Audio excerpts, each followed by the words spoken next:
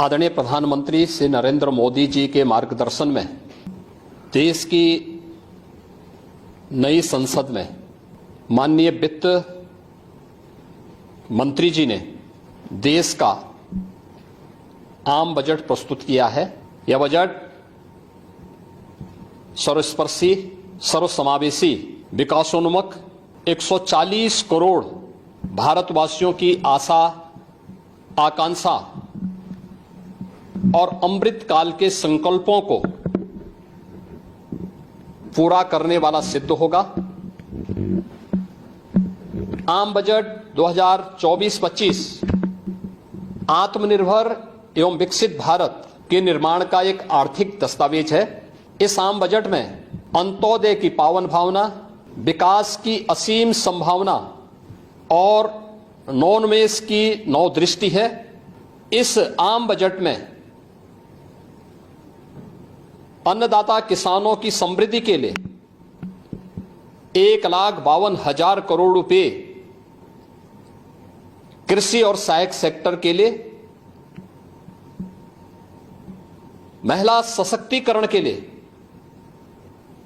3 लाख करोड़ रुपए से अधिक का प्रावधान किया गया है।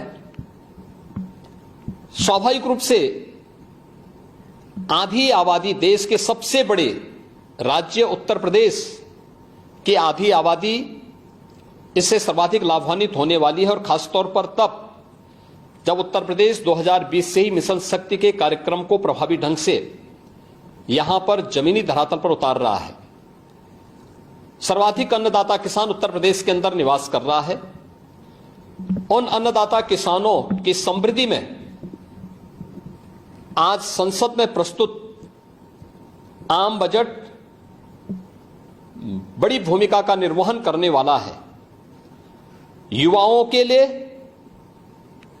लाखों नौकरियों के साथ साथ मध्यम वर्गीय परिवार के लिए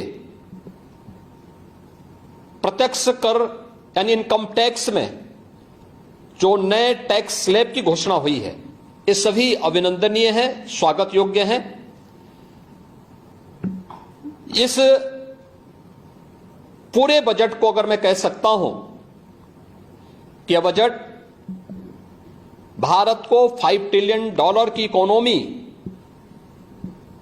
में बदलने के संकल्प के साथ ही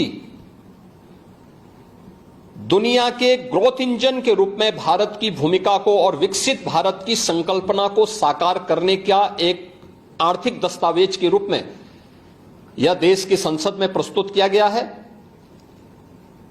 इस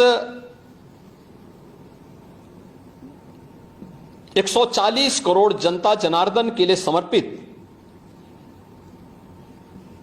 उनकी आशा, उनकी आकांक्षा और अमृत काल के संकल्पों को पूरा करने वाले इस बजट के लिए मैं आदरणीय प्रधानमंत्री जी के प्रति आभार व्यक्त करता हूं। माननीय केंद्रीय वित्त मंत्री माननीय श्रीमती निर्मला सीतारमण जी को और उनकी पूरी टीम का मैं अभिनंदन करता हूं।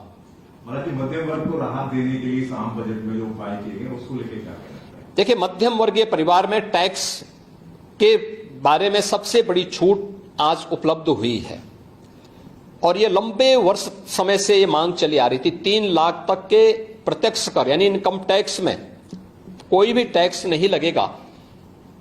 इसके साथ साथ अन्य जो स्लैब भी दिए गए हैं वे काफी राहत भरे हैं। अलग अलग सेक्टर के लिए जो प्रावधान किए गए हैं, गांव के लिए, गरीब के लिए, किसान के लिए, नौजवान के लिए, एमएसएमई सेक्टर के लिए, ये लाखों नौकरियों को क्रिएट इससे होगा। इंडस्ट्री के लिए जो प्रावधान किए गए हैं, मुझे लगता है ये सभी स्वागत योग्य हैं, और नौजवानों के लिए, समाज के हर तबके के लिए, महिला सशक्तिकरण के लिए, अन्नदाता किसानों के लिए, सभी तबके के लिए जो कुछ भी प्रावधान इसमें किया गया है, मैं कह सकता हूं कि यह राम राज्य की अवधारणा को साकार करने वाला एक सर्वस्पर्शी, सर्वसमावेशी और विकासोन्मुख बजट के रूप में यह मोदी 3 का यह पहला बजट जाना जाएगा।